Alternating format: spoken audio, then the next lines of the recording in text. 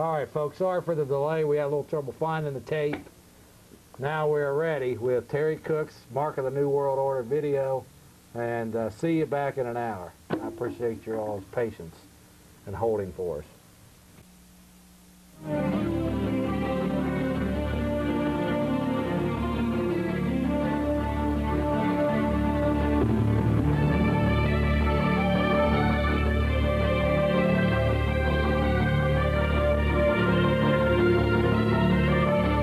And he causeth all, both small and great, rich and poor, free and bond, to receive a mark in their right hand, or in their foreheads, and that no man might buy or sell, save he that had the mark, or the name of the beast, or the number of his name. Many people believe that when the book of Revelation, chapter 13, in the Bible, talks about the mark of the beast, it is talking about a tattoo, a visible mark. But actually, the original Greek New Testament word was chiragma, from the Greek word chirasso, meaning to engrave. It is important to note that this noun, chiragma, in Greek is accusative neuter singular and is preceded by the Greek preposition epi. Now this word in Greek means upon. Thus we are to understand that the mark is actually an inclusion made in the upper layer of the skin. In the upper layer of skin will make a lot of sense as we further examine the current trends in high-technology computerized identification.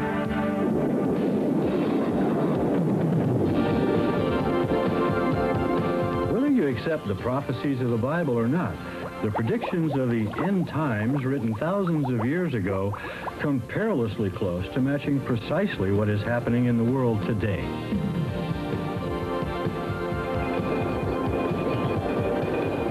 With the development of the barcode some 15 years ago, suddenly it became practical to identify and price a wide variety of merchandise.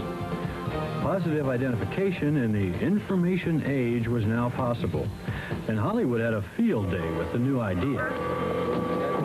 Identification.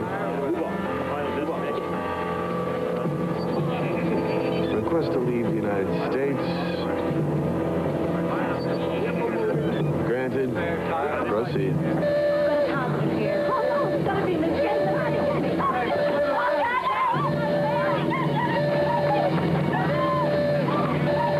Readers. Excuse my language, man. You think they'd learn? Some never do. Ain't that the truth? They first invaded our lives 15 years ago at the grocery checkout. Those zebra-like linear logos called barcodes, parallel lines that replaced price tags. People make mistakes. The barcode readers don't. With a mistake rate of only 1 in 5 million, experts say, the barcode loaded with data linked to computers has revolutionized industry. The 90s are here, and we've seen the light. It shines on bars and stripes everywhere, from Preparation H and pineapple preserves to dirty laundry, lost luggage, library books, and video to go. Plasma banks barcode bags of blood to match donors with recipients.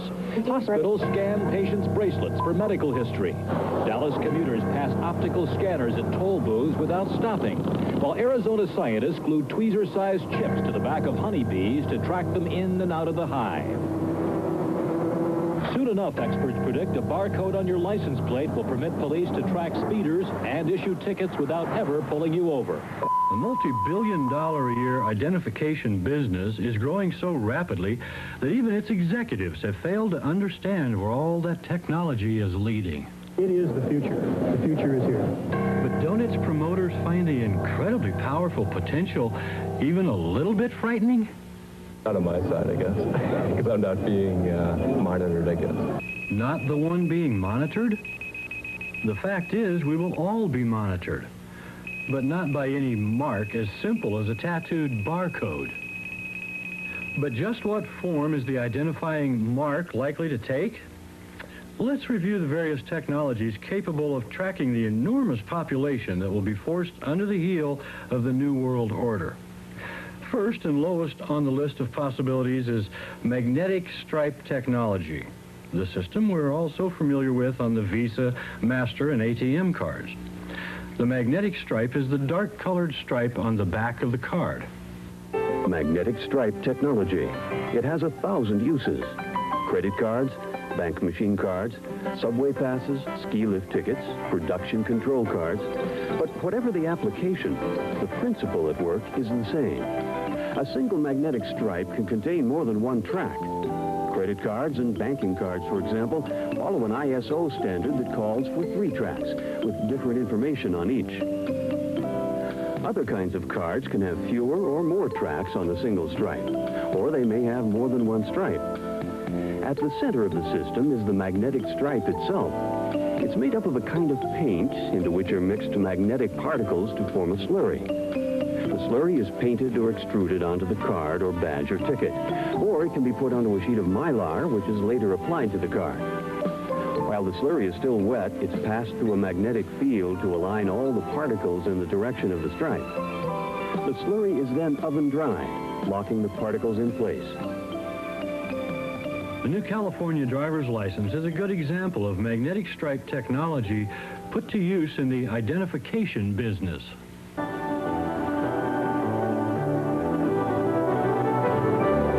California issues over 30,000 driver's licenses and ID cards per day, and that number is increasing at a rate of 8% per year. To handle the rapidly increasing volume of transactions, the California Department of Motor Vehicles has taken a leadership role in the utilization of photo identification technologies. In my previous position, I was the director of the Department of Motor Vehicles, and during my tenure there, I had an opportunity to bring into completion and implementation a new form of driver's license in California, which basically allowed many of the old photographic components of the driver's license to be computerized, allowing the image to be captured in a digital base, the signature digitized, and the driver's license moving from basically a piece of polyester paper to a credit card style driver's license with a magnetic strip attached to the back of it with data encoded on it. We found that its principal use was not to demonstrate that you've been awarded the privilege to drive a vehicle in California, but its principal use was really for identification. A lot of the information on the driver's license is captured in the process of conducting a retail transaction, issuing a traffic citation, and clearly we ought to take advantage of technology. In order to build the integrity of our records, we need to ensure that there's accuracy at the point where the information is captured. Certainly, by reading a magnetic strip, you increase the accuracy much more than just copying the information off the face of the license. Short term, we saw it as convenience, saving keystrokes, improving accuracy. Long term, we look at many of the components that went into the driver's license, the digitized imaging, the photograph in a digitized base, the signature in a digitized base, is providing much more flexibility and in a better infrastructure to deal with that. We can look at the image, we can compare signatures. We can transmit images where there's some question about a person's identity. All these things are important identification components of the driver's license. As Pierce said, the Department of Motor Vehicles has advanced far beyond its original objective of ensuring that those who drive are qualified to do so. Today, by their own admission, they're in the identification business. With a staff of more than 39,000 employees and a budget at well over $6 billion, they are compiling digitized photograph, fingerprint, and signature records on Californians at a rate of more than 30,000 a day. Identification is positive, and someday soon, this giant California database will become part of the worldwide identification system via the electronic superhighway. You're not being forced into the databases, but you will volunteer if you wish to participate in the activities that have become so necessary to everyday life, like driving your car. The magnetic stripe technology, currently used by the California Department of Motor Vehicles, is capable of storing little more than the information already printed on the license, a mere pittance of what authorities would like it to hold. And the cost per character is some 20 times higher than the newer IC chip smart card technology.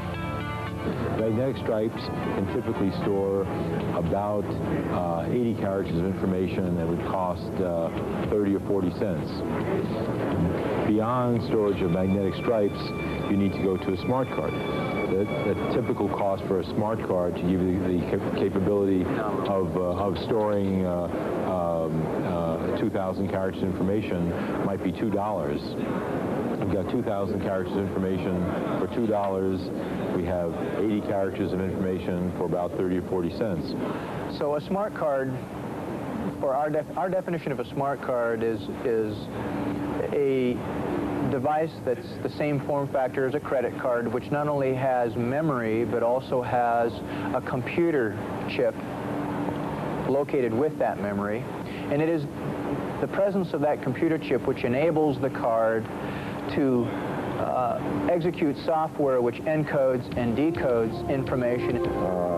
Smart cards are quite often called contact cards because a reader-writer or a machine that is capable of inputting data and outputting data from the card actually makes contact with the surface of the chip module in order to pass data back and forth from the read-writer to the card. And these read-writers, of course, could be systems that are utilized by the consumer. For example, a telephone debit card.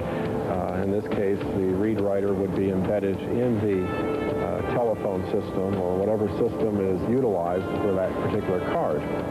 I see the IC chip card as a big advantage.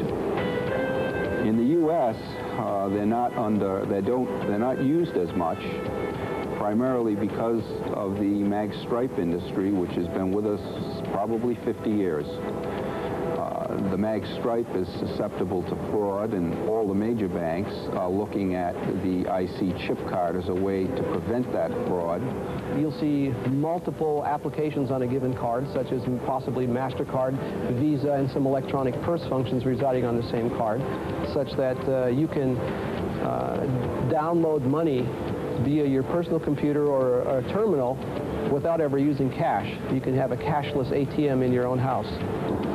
It's really not possible to predict where we're going to be in 100 years from now, but it is easy to predict that within the next 10 years we will have the electronic purse where you can walk up to the ATM machine and load basically your smart card purse with money, and you can spend that money in retail stores anywhere you want without having to carry any cash with you. Smart cards are an ideal monetary medium for the fast-approaching cashless society. But with magstripe technology so firmly entrenched, just how will the changeover be accomplished? It's going to be one of those quiet revolutions that Mr. and Mrs. America is going to open up an envelope someday from MasterCard or Visa or Discover Card or whoever it might be from their bank, and either their credit card or their ATM card is going to have a little gold spot on it. It's going to have instructions on how to use it. It might not only be a bank debit card, but it also could have identification information. It could have medical records stored on this card. There are many, many uses. France pioneered the smart card when they introduced their national telephone debit card over a decade ago. This original telephone application has spread, and now we're seeing debit cards for other applications as well. The ATM cards in Germany are going to be equipped with a chip as well as a magstripe for the time being, and in the long run might be replaced completely by a chip card based on secure memory. The other application that has evolved in Germany is health card, patient data health card. There are 80 million German national health cards that are being produced with a smart chip embedded in the plastic card. And of this 80 million, 70% of those cards are being manufactured using the Meinenziegel & Co. high-volume production equipment.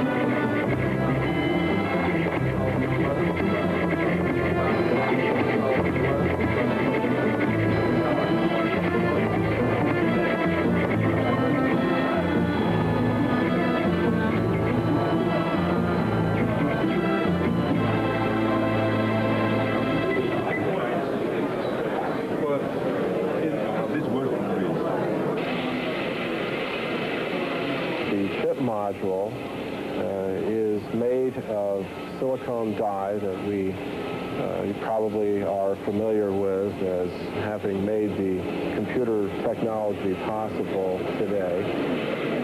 The silicone die is implanted with millions of transistors that allow the very sophisticated electronics technology that we have today. And these small chips are much smaller than the size of your finger. And the die are wire bonded to the external contacts of the chip module that is used to transfer data in and out of the card. It's interesting to note that the most sophisticated smart cards are actually microprocessors. They're PCs that you actually can carry in your wallet or on your person. So it's what I call the ultimate distributed processing. It's the PC you carry in your wallet. So it not only has memory to hold data, what really makes it smart is the fact that it has the microprocessor brains, which controls logic functions, etc., much like a personal computer that we're all familiar with today. Dr. Melvin Salveson is credited with having originated the MasterCard, the first step toward the cashless society. We needed an electronic system that would permit each individual to access his resources wherever they may be, at one or more banks. And when I developed the system for what is now the MasterCard system, that's what I did. I developed a system so that any individual in the United States with one piece of plastic could access his account at any bank where he may have his resources and use that card at any merchant or other seller in the United States. Dr. Salverson's latest idea is pushing us even closer toward a cashless system. The one-card system makes it possible to move rapidly to the cashless society because now with just one card, you can access not only your Visa, your MasterCard, your American Express, or any other account, including your checking account, but you can access all of these and more with just one card. While a true cashless society may still be several years away, the preliminary steps are in place today.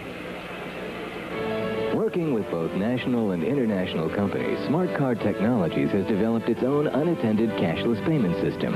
With the value station, the user simply selects the buy card option on the front panel. Then the easy-to-read display prompts them to insert the proper denomination of cash, and the card is quickly delivered to them. With SmartCard Technologies' cashless payment system, users can make purchases 24 hours a day, 7 days a week. Making a purchase is simple and quick. When the smart card is inserted into the card slot, the microprocessor-based controller deducts the value of the sale from the card and displays the remaining card balance. The convenience of not having to have the correct change has resulted in increased sales wherever cashless payment systems have been used. Additional value can be added to the card in order to make more purchases with your debit card. This value must be added to the card by making a cash-to-card deposit. When the card is inserted in the SmartCard Technologies value station, the current card balance is displayed. When cash is deposited into the station, the value on the card is increased to the new balance. The new value is stored directly on the card, and the card is now ready for use. Products such as our SmartCard postage stamp machines can be accessed from totally unattended and automated stations. This recharging feature also allows unattended access to other card payment products, such as the European telephone smart card systems. For banking, the most basic use of SmartCard is as an electronic checkbook or cash card, replacing coins, bills, and checks. And that's just the beginning. In banking, we're working with a ATM network on the East Coast called MAC. And next year, MAC will be testing in Delaware a system whereby their standard ATM card will contain a chip, and the consumer will be able to go to an ATM, transfer money from their checking or savings account, and then use that card in a variety of retail establishments such as fast food, gasoline, cleaners, laundry, even to buy a newspaper. In the telecommunications area, we're seeing two major developments. One in the prepaid telephone card that right now is being pioneered by US West in Seattle, Washington, and also in an area that internationally is called GSM, or Global System for Mobile Telecommunications, which here in the US is called PCS, or personal communication services? I travel a lot. I don't like carrying large sums of money. That's why I use credit cards, but there are some areas where you can't use credit cards. In Africa, is where I was, is one of them. It's pretty much a cash society. So the smart card to me presents a way of me carrying money without anybody knowing how much money. Even though the smart card offers genuine advantages, the idea gives many Americans a queasy feeling. A great number of people in the general public are what we would call technophobes. That is, they're generally distrustful of any technology or advances in technology that they don't truly understand, don't understand either how it works or what the implications are, and people are justifiably reserved in not granting access to their personal possessions, their personal information to entities that they don't know either who's doing it or the consequences of doing it. The technology right now, you essentially could put your whole payroll check on that chip and carry it around with you in your pocket. That's not what the banks are going to do. What they're probably going to do is make a what they call a purse, where you'd be able to carry limited amounts, probably no more than $20, maybe $100. That way, I think people would try it out. They'd use it with low sums, maybe $5 or $10. And once they get comfortable with that, the leap to putting large sums of money on it is probably not that far away. While the smart card industry in the United States is still in its infancy, its expansion is exponential. Right now, the smart card industry is growing at a tremendous pace. Our own company is growing at a rate of about 50% a year, which I think reflects the overall industry growth. Last year, industry sources indicate that the worldwide consumption of smart cards was about 300 million. At a 50% growth rate, that puts it at about 450 million for 1994. And by 1996, at the same growth rate, we will see a billion card market worldwide. It could easily be 2 billion by the year 2000. The laser or optical card incorporates an entirely different technology. It does not process information the way a chip card does, but instead is simply a huge database. The big push for the optical card is in the fields of healthcare and social services. Imagine being able to carry around your entire medical history on a piece of plastic the size of a credit card. Advancing technology will soon make that a reality. The card contains a shiny optical strip that can retain up to 2,000 typed pages of information. Social services can store the user's address, list of family members, and a complete medical history. That means clients can use the card for doctor care, to get benefits, and any other services for which public assistance recipients are eligible. Delaware Card One will also serve as a debit card. 2,000 pages. That's a lot of information. It would take a stack of ordinary credit cards nearly as high as a telephone pole to hold the same amount of data contained in a single laser card. This is a familiar sight in any radiology department. It's called the film room. Stored here is 1.5 years worth of x-ray film, 32,000 sheets in all. But one day, rooms like this one may be obsolete. Instead of being stacked on shelves, important x-ray images can now be kept on a piece of plastic the size of a credit card. Mammograms, lab test results, everything may one day be stored on the cards. The makers of the medical image cards say in the long run, the system will save money for the healthcare provider while giving patients more control when it comes to their health.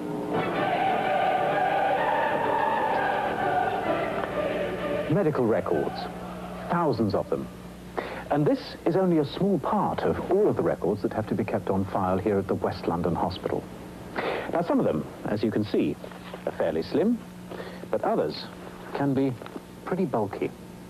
There's a lot of relevant information about the patient in this file, but if a trial which is taking place in this hospital proves to be successful, then all the information in this file will be recorded onto this small plastic card.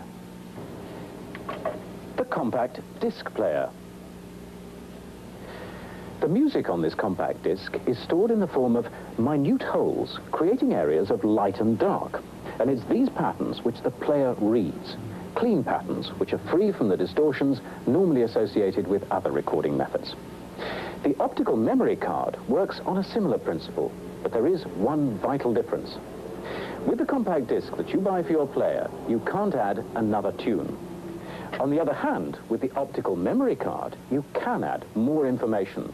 And it's that and its convenient size that makes it ideal for so many applications. Information is put onto the golden surface of the optical memory card by a laser, which burns holes in areas measuring no more than 5/1000 of a millimeter in diameter. It can also store high-resolution pictures. And because it has such a high storage capacity, it could even store fingerprints, the pattern on the retina of the eye, or a voice print, each a unique personal identifier. It has no batteries to go flat, no electric circuitry to go wrong. It's a passive media.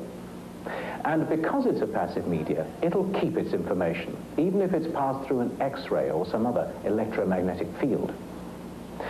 But although the information on an optical memory card cannot be removed, it can be added to, and that is very important. It means that you can have a card which receives some information during manufacture, leaving space for more specific information to be added later. As the information in the system increases, so the card automatically updates itself. Then all of your medical records could be kept on this single card for life. As long as we're living in a democracy under a benevolent government, the laser card could make our lives a whole lot better. And that's exactly how the idea is being sold to us. The Eltrax card system was designed to streamline the long, tedious question and answer sessions at the admitting desk. Information on the card typically includes demographics, next of kin, guarantor, insurance, hospital-specific data, and more. The second component of the system is the Eltrax Reader-Writer. It hooks right into your present computer system, just like your printer or modem. Once it's hooked up to your system, the Reader-Writer allows you to program information onto the card, as well as read the information when a patient checks in.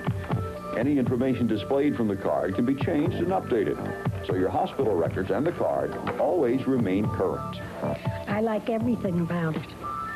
I've been in the hospital a couple of times, and all you have to do is just show your card, and you're in. In any other hospital, I've been in others, and you just sit and wait until they can take care of you. And sometimes you're in need of help. It's quick action. You know, you get action when you need it. And at our age, we need it.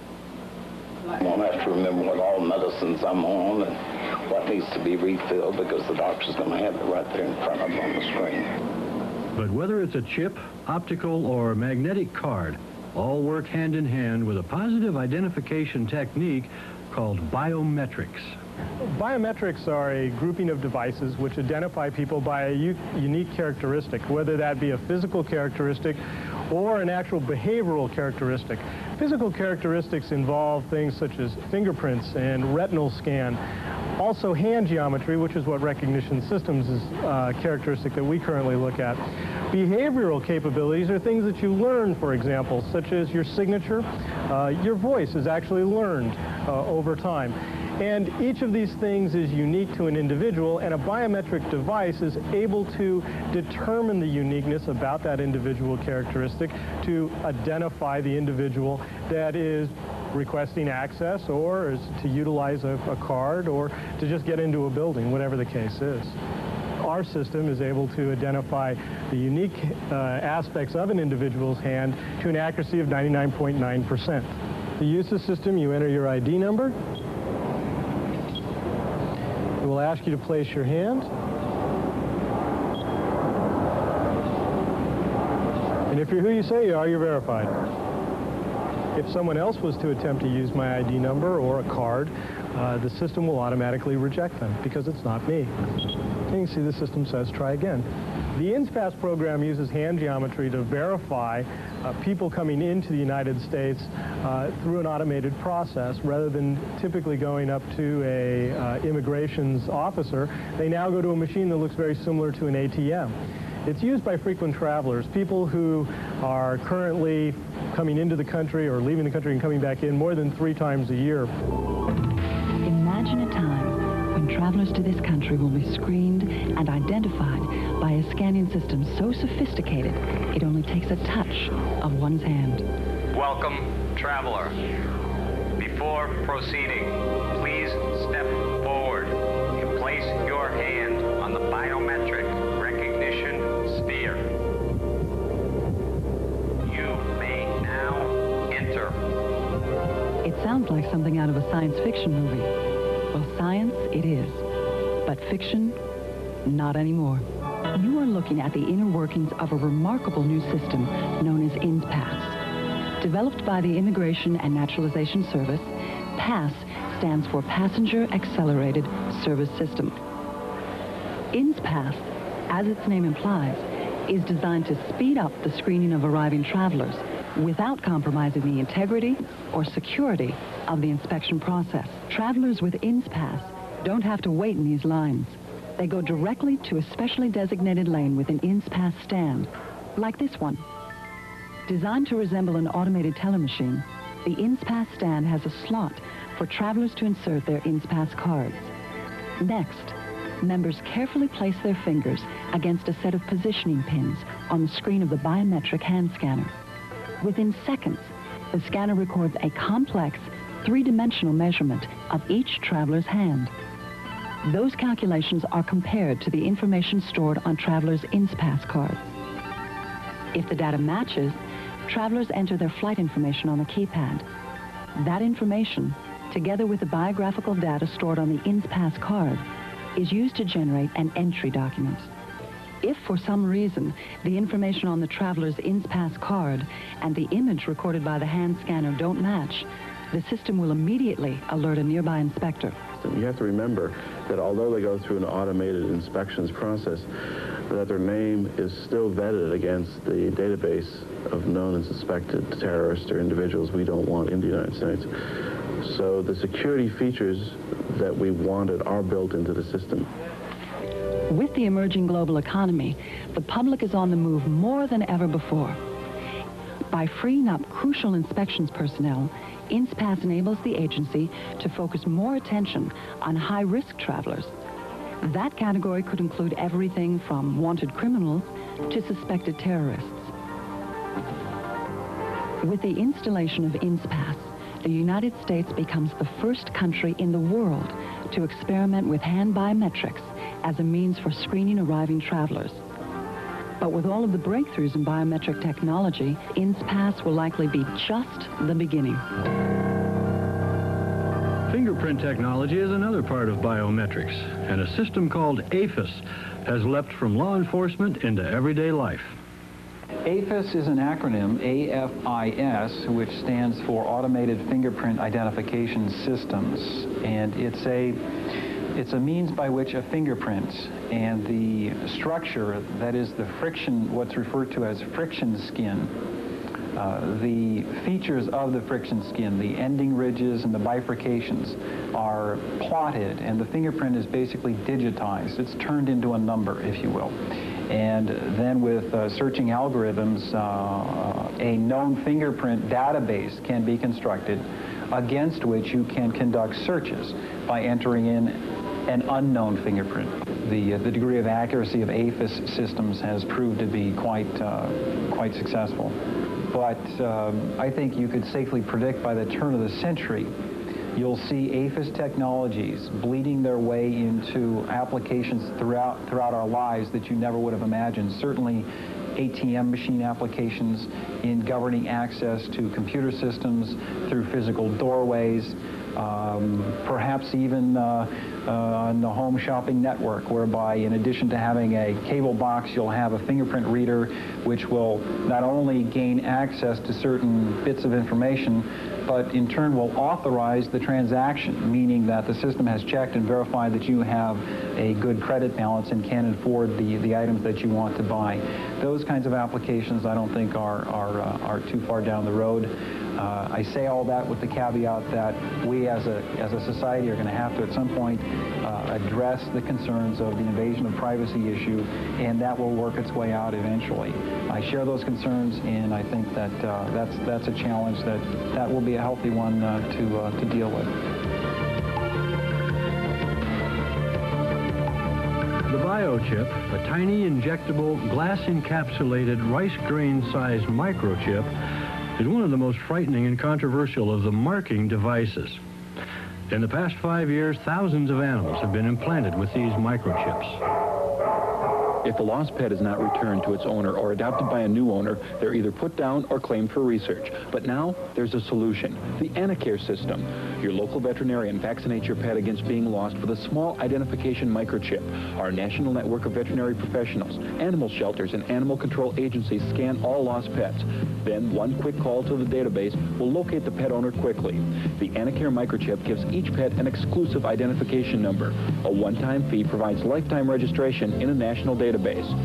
Local veterinarians are microchipping family pets, hunting dogs, show dogs, and cats. Already more than 2 million pets enjoy the benefit of microchip technology. Don't let your pet be among the 20 million that won't make it home. This fascinating system is based on the reading of radio frequencies from a minute microchip implanted in the animal. In the past 4 years, thousands of animals have been implanted with microchips. The implantation technique in the dog and cat is no different than a routine immunization for distemper or other infectious diseases. An encapsulated microchip comes to the veterinarian inside a needle in a sterilized package ready for insertion. A 10-digit alphanumeric code is burned into the memory of this microchip. The recommended location in the dog and cat is the base of the neck between the shoulder blades along the midline of the body. We then go ahead and implant the chip subcutaneously. We then scan afterwards and again compare and validate that the chip matches the registration. Now, the registration is designed to contain enough information to readily aid in the recovery of a lost or stray animal. It has the veterinarian's name, phone number, location, the owner's name, phone number, location, plus third-party information if that's pertinent. It also contains additional information such as tattoos, whether there's pet insurance, other information that would aid in the recovery or return of a lost or strayed animal. It's basically no more painful than a routine inoculation. Sounds great for animals, but look who they're talking about injecting with a biochip now. Veterinarians think the concept could eventually be used as a way of identifying children. I don't know if they would have to do special studies for the human population, but I think it's feasible. There's even talk about injecting newborn babies before they're allowed to leave the hospital. While some people are ready to accept this idea, others are skeptical even about having it done to their pets. Scrappy, the Maltese's master, had hesitations about going high-tech. So did the owners of 2 canines named Shaka and Juice. I don't know about putting something inside my dog. I don't know. GM Hughes has a very highly automated overseas facility for manufacturing glass-encapsulated radio frequency transponders. These are passive devices requiring no internal power supply to operate. Radio frequency identification devices are designed to have long life. As a result, the lifetime of these things is essentially or virtually unlimited. When you get to the mathematical factors of what is the likely life of these devices, mean time between failures stack up into the 175 to 250 year lifespan. RFID, or radio frequency identification devices, fall basically into 3 frequency operating ranges: low, medium, and high. The medium frequency is the least used because of various governmental restrictions around the world. High-frequency tags are most commonly found in automotive toll collection applications, rail car and intermodal container applications, whereas the low-frequency tags are found in animal identification, personnel access control systems, many factory automation tags, pallet identification, asset identification applications, that sort of thing. High-frequency tags that can read 200 feet are not uncommon at all. high-frequency tags that can read 1/4 of a mile, for instance, do exist, although they're expensive. Passive tags, I have seen passive tags that can read 200 feet. So low-frequency devices especially, and by low frequency I'm talking about things in the 125 kilohertz range, will read through the body.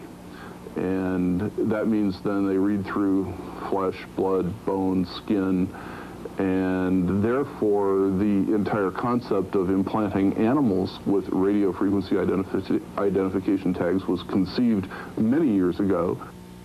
For more than 10 years, the military has been investigating the possibility of replacing the GI's dog tag with a smart card or other type of RFID transponder. But there is a hitch. Notably that of if you have a device containing a substantial amount of information on a GI, on a battlefield, and then that device and or the GI associated with it fall into the hands of the enemy, you've now transmitted a tremendous amount of data, possibly to that enemy in a combat situation. We're not part of a military program to implant tags in humans. In fact, we are not part of any program to implant tags in humans. But a glass-encapsulated animal tag only begs the question of the definition of what type of animal, and if that definition is a mammal, certainly it would include man. Are there humans running around somewhere on the globe with tags, RFID tags implanted in them? Yes, absolutely conclusively so.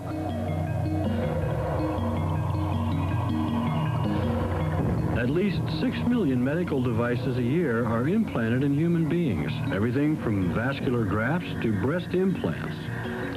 The United States Food and Drug Administration has implemented a new ruling called the Safe Medical Device Registration Act of 1994. This act mandates that all prosthetic medical devices to be put into human beings must be tracked from the time of manufacture through implantation and possible eventual removal.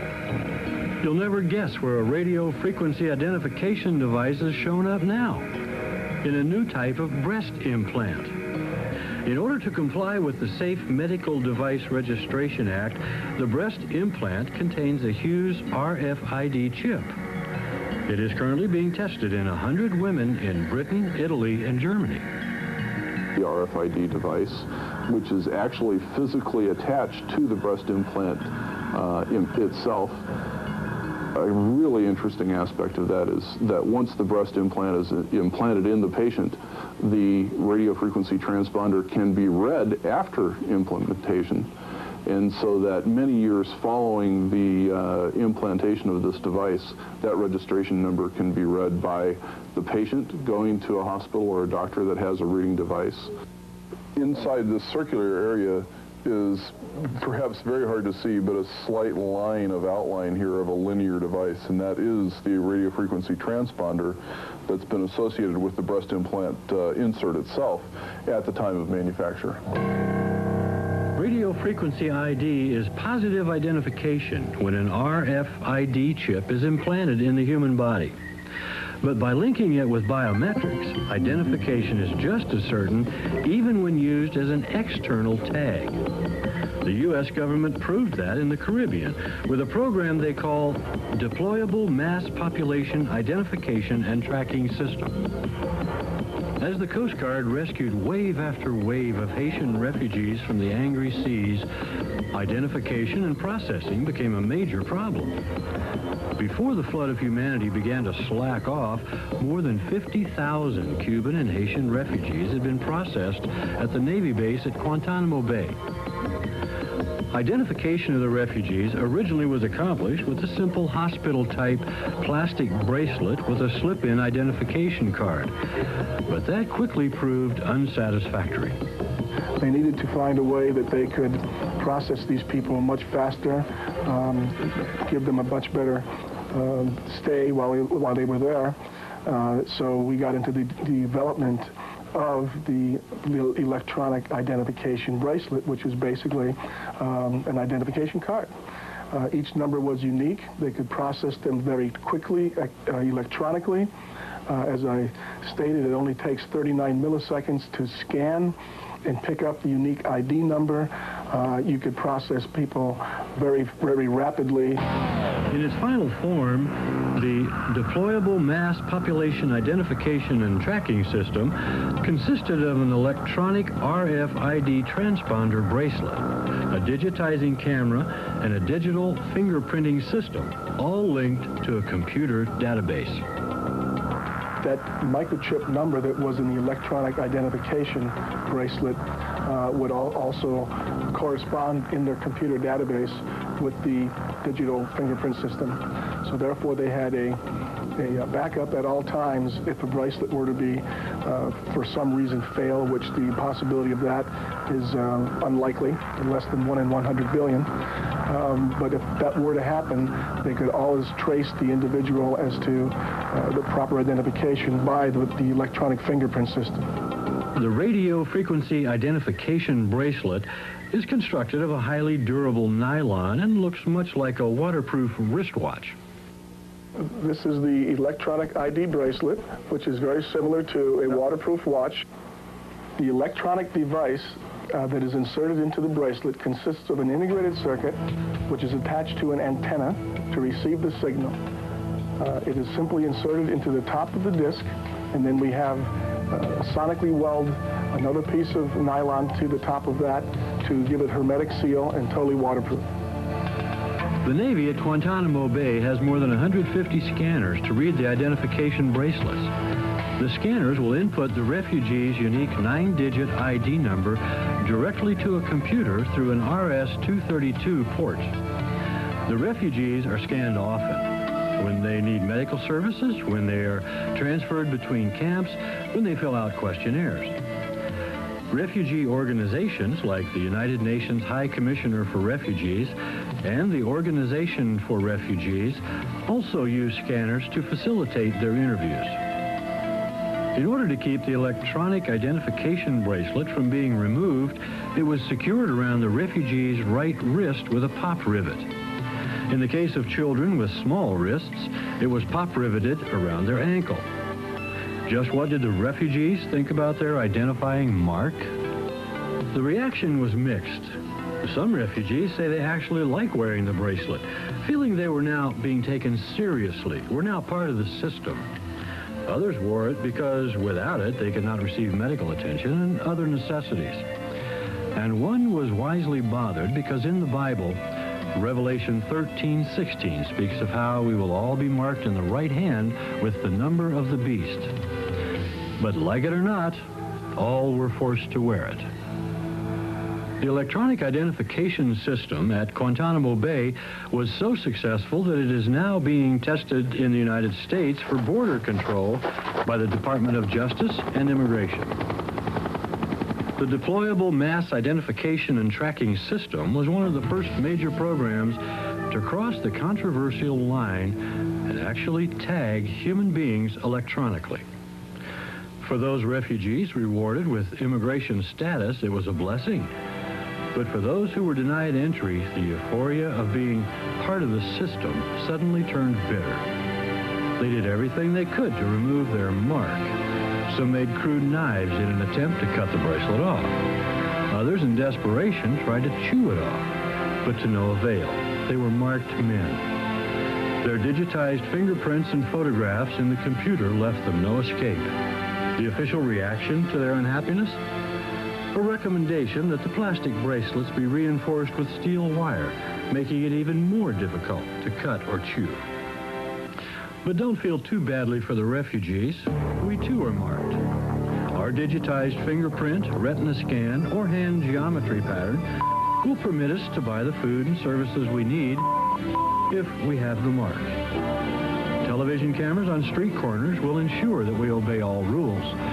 Traffic violations will be cited by machines, and our vehicles will be tracked by government satellites orbiting overhead. Fiber optic cables being installed at this very moment will let Big Brother spy on us right in our own homes.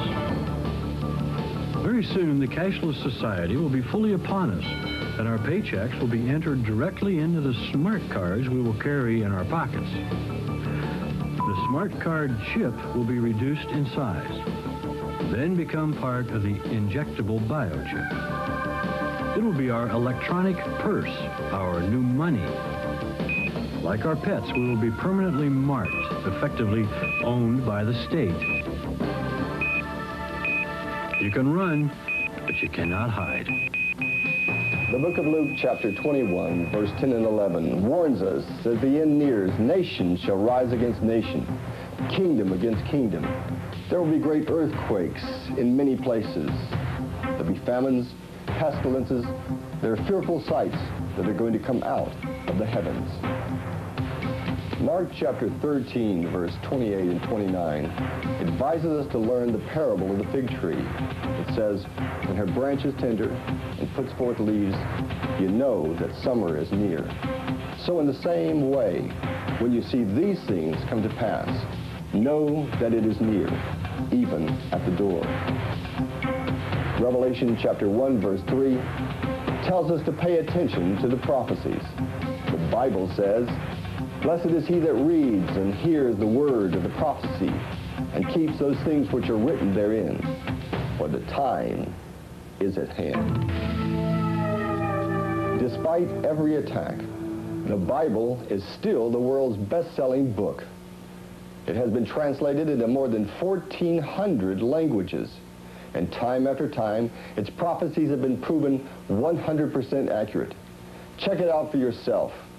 Be prepared. The time is at hand. The water's coming out to the back room. Some pipes came loose or something, and hot water. Okay, sir, the fire department does not handle that. You'll have to go out and turn the water off at the main. In our lifetime, there have certainly been more earthquakes than ever before in the history of the world. Famine and disease are rampant. Nation has risen against nation in tragic war, and kingdom fights kingdom in civil battle. Technology in itself is neither good nor evil. But it is technology that is ushering in the cashless society and the one world government. What is at stake is more than one small country. It is a big idea, a new world order. Technology is power. And sooner or later, total power will corrupt totally, bringing pain, suffering, and enslavement.